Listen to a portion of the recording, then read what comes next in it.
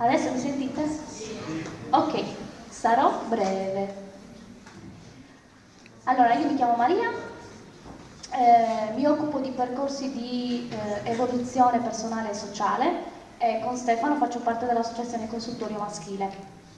In questo periodo della mia vita mi sto dedicando al femminile, e cioè a tutte quelle particolarità che compongono il mondo femminile, che sono assolutamente diverse dal mondo maschile. Sono dei particolarità, dei doni che molte donne, molte ragazze non conoscono, di cui si vergognano e di conseguenza non utilizzano. Vi sto parlando dei cicli vitali. Sapete cosa sono i cicli vitali? Allora, ogni donna durante la sua vita attraversa 3 cicli vitali, 3 momenti assolutamente importanti. Vi sto parlando poi del ciclo mestruale, vi sto parlando della menopausa.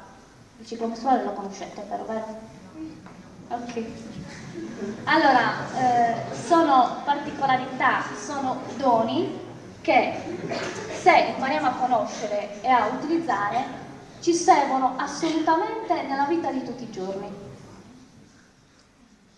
All'interno di consultorio maschile ogni donna può trovare infinite possibilità di ascolto, di crescita, di risveglio, di evoluzione.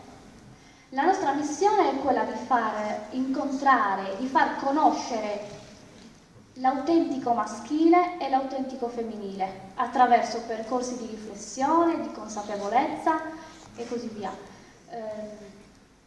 Siamo assolutamente convinti che una società diversa, libera dalla violenza, basata su relazioni profonde e su relazioni rispettose, sia assolutamente possibile. Grazie.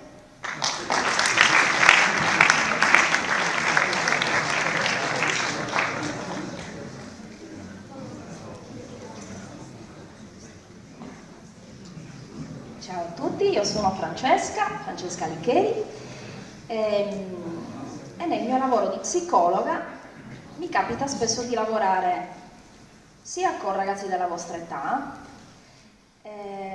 con ragazzi poco più piccoli e anche con giovani adulti.